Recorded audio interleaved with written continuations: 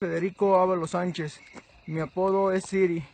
Trabajo para Cartel Jalisco Nueva Generación. Me desempeño vendiendo droga. Es todo, señores.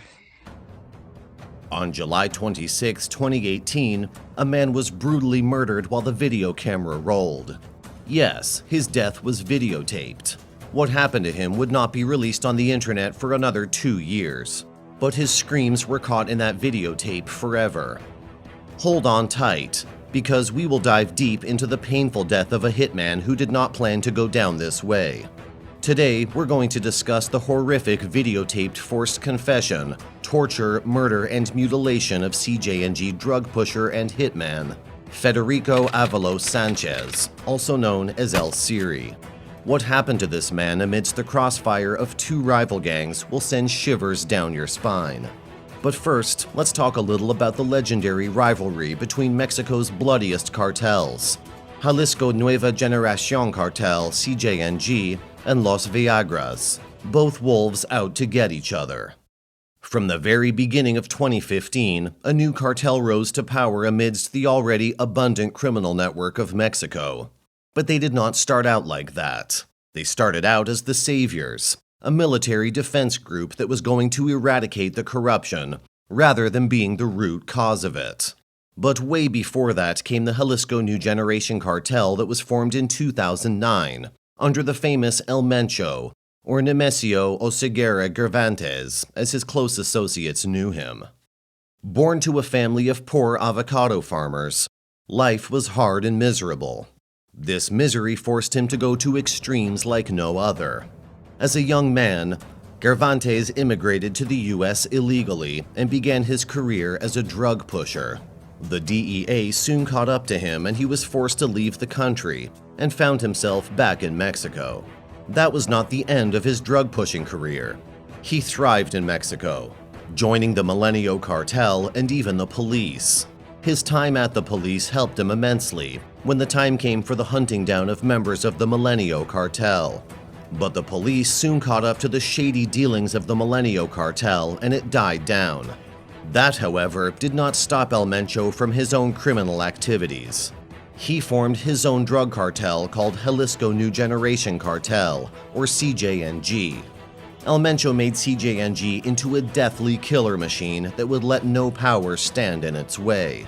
He invested millions in weapons and artillery, so much so that the CJNG could take on the government and the army all on its own. He made it a force to be reckoned with.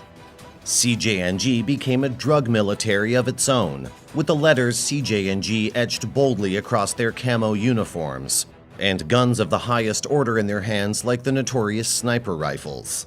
They drove around in military-level cars, and the terror they spread was unreal. Crime in Mexico fell to a new high. In 2017, 31,000 people were murdered in Mexico, and CJNG was responsible for the murder of many of them. This was a record number in Mexican history, and the world watched as CJNG became the stuff of legends. Their terror and fear made people's blood run cold. El Mencho became one of the most wanted criminals of all time, with a $10 million reward on his head. CJNG didn't play small, they went all in. They didn't bother bribing small officials, they went directly for the core government. They would use violence of the most extreme kind to negotiate with the government. And what could the government do? It helplessly followed their demands. CJNG had not met its match until Los Viagras came into view. Ironically, this cartel was formed as a government-backed self-defense military group. But things soon spiraled down so bad, it was an unstoppable rampage of murders, death, and drugs. In 2014, the previous Michoacán Security Commissioner, Alfredo Castillo Cervantes, formed this group with one goal in mind: the capture of the leader of the Knights Templar cartel, El Tuta, or Servando Gomez Martinez. Little did he know the intentions of some of his team members were not good. They were in it to burn the Knights Templar to the ground, and after that, they had other plans in mind. El Gordo, a previous member of the government-backed self-defense group, rose to power when all of Knights Templar's properties and dealings were taken under control. In an area of about 10 kilometers, approximately 30 meth labs were found, and meth was dropped like rain on the Mexicans by Los Viagras, the newest and most lawless drug pushers in town. All this happened in the background of CJNG's rise to power, and they were too busy to bother, but ultimately, they took notice. It is very strange, but both Los Viagras and CJNG started out for the betterment of people.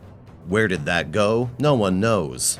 A true drug war began to take place in Mexico between the superpower CJNG and the rising notorious murderers Los Viagras. It is the price of this war that El Siri paid. 2018 was the year of the gangs. There was finally someone new to challenge the monopoly and authority of CJNG, and it seemed almost like both the cartels enjoyed the chaos that ensued.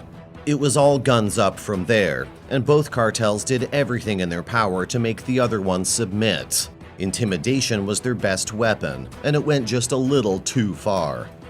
On July 26, 2018, an example was made out of the life and death of CJNG drug pusher and hitman Federico Avalos Sanchez that shook both the cartels to their core. The message was loud and clear: do not mess with Los Viagras or else. Fair warning, don't look for the video online or on the dark web.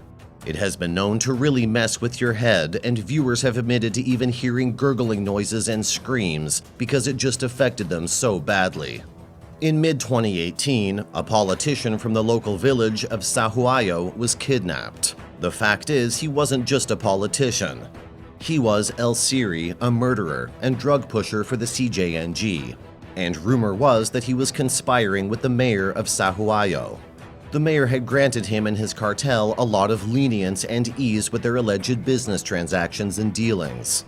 Something El Siri, or Federico Avalos Sanchez, did not know the day he was kidnapped was how brutal and cold-blooded his murder and mutilation were going to be.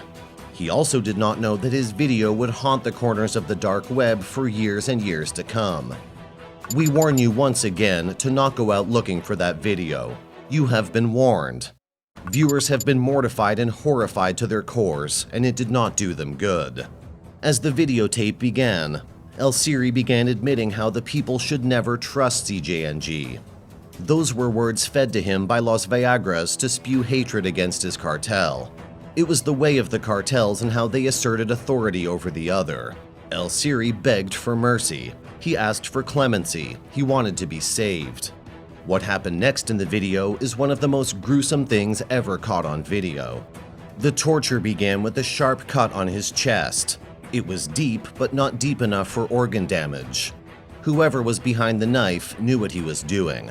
Like an expert at his work, he wanted El Siri to feel the pain until the very end. The torturer and murderer later cut up El Siri's body and dumped it. The suspect was never identified, but the video spread like wildfire. El Siri's body, along with another one, was left out for the mayor to see with the message along with it. The mayor needed to be very careful about the sides that he was choosing. That was how El Siri, a hitman of CJNG, became an internet sensation in the worst way possible. CJNG and Los Viagras wars didn't end with El Siri. In 2019, 9 bodies of Los Viagras members were hung across a bridge with the message, "Kind people, go on with your routine. Be patient and kill a Viagra." The government remains helpless when it comes to these cartels. It has tried, but the corrupt nature of many government officials helps them thrive amidst everything. The violence continues, and everyday people are tortured, killed, or worse. What could be the end of all this? Tell in the comments what you think, and subscribe for more thrilling content.